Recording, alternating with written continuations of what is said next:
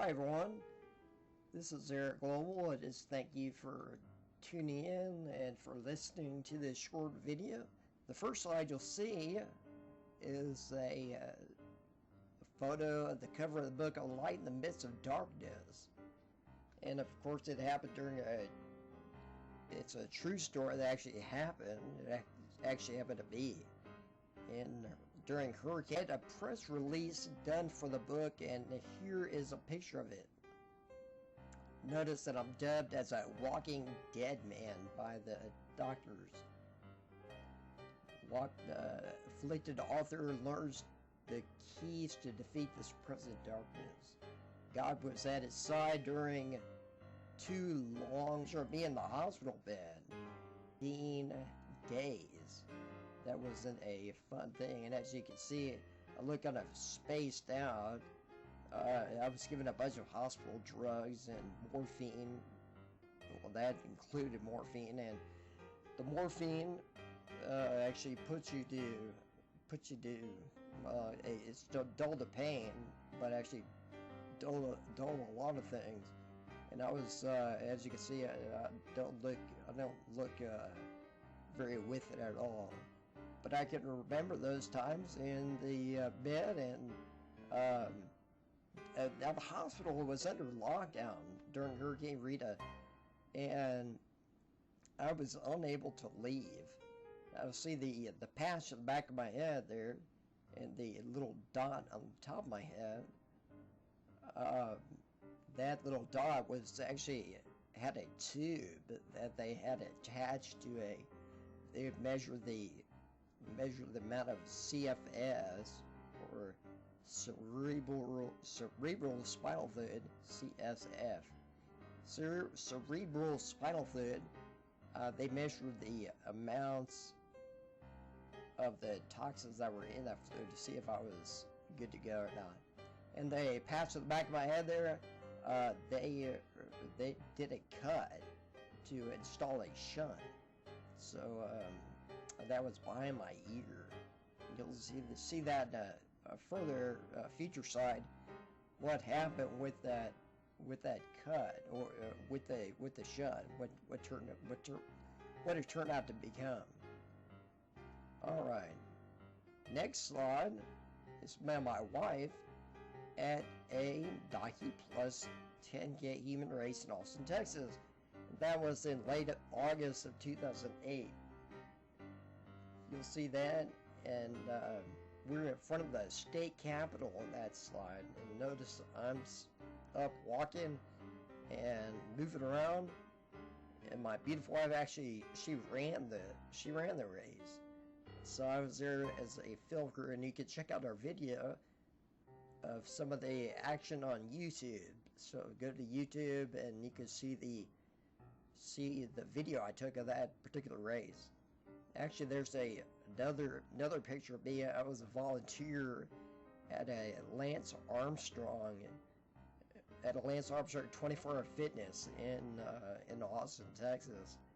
And right before the race, they had a packet pickup, and each of these shirts had a number on them. That's where I got my red shirt from. So just so you know that. Okay, the next slide is actually me before I was walking around. It's actually learning how to walk. After the operation, I had to relearn many things, including how to walk again. This was one of my favorite parts of the day, mainly because I was able to get out of my bed. It was very frustrating to be in a bed, especially for 18 days. You want to get up and move around, and here I was. I did not have the strength to do it. It was very, very tiresome for me, but I enjoyed doing it. But I had to relearn how to walk. Notice a white belt that's around my waist. That was put there to keep me to catch me if I fell. And I used the tiles on the floor, kind of line my way up in the path I was supposed to go, and I walked around the hospital floor. Actually, the first time I was on a walk, I walked down the hallway of the floor of the hospital I was in. And then another walk, I was allowed to walk around the floor.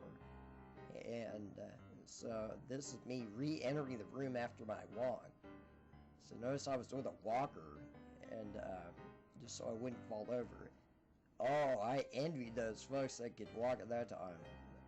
I looked at them, I said, man, they must be something else. And it was like a little baby learning how to walk. I mean, I'm a grown man here and trying to learn how to walk again. So, but anyway, I envied those people that were already walking around because they could. I couldn't. Okay, the next slide that we're going to come to is the day I returned home from the second hospital in February 2006. I had another operation to remove the shunt that they put in the first hospital, and it got infected. Make a long story short, you can find out in the book. It got infected, and I went into a hospital again in February 2006 at the recommendation of the doctor. He said, you better go see the other hospital quickly because that infection could go into your brain, and that would be very, very bad. Anyway, that's me in my house after I returned home from the second hospital. Notice I didn't have walking clothes. I just had a hospital gown. That's actually the day I was released. So, and that was actually the day my parents had jury duty, so they were pretty close by the hospital. So they had to tell the judge that their son is about to be released from the hospital. This was at a hospital on the other side of town from where we both lived. Okay, actually the doctor said you would never be able to remove the shunt again. You always need to have it. And I had this thing running through my head, running through my body, and emptying out the fluid in my brain, emptying out through my bladder. So I was actually, somebody else called it they said I was a bionic man because I had this tube running inside of me, and I didn't really like the fact that I had a tube running inside me. But anyway, it was removed, and at my second operation, that was the reason why I was infected. So the infection did have a purpose, and it was to clue me in and say it's time for you to get that thing removed. So God had a way of showing me that the thing needed to be removed, and that happened in the method of an infection.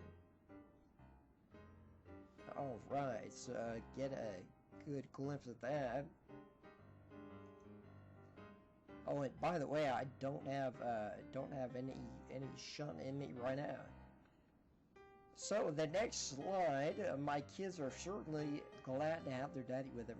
This next slide is a slide I took with my kids, or a picture I took with the kids. Actually, my wife took the picture of me and my kids in one Sunday morning. So she is Jonathan, who's right above my head. His hair, he just got out of bed. And this was during Father's Day of 2008, and they're excited to have Daddy with them. And notice my hair grew back, and I'm alive and well today, thank God. Now you can see the rest of you could get more detail, more information from the book. That I rode a light in the midst of darkness. You can see the cover of the book at the next slide, and come to www.alightinthe midst of darkness.com.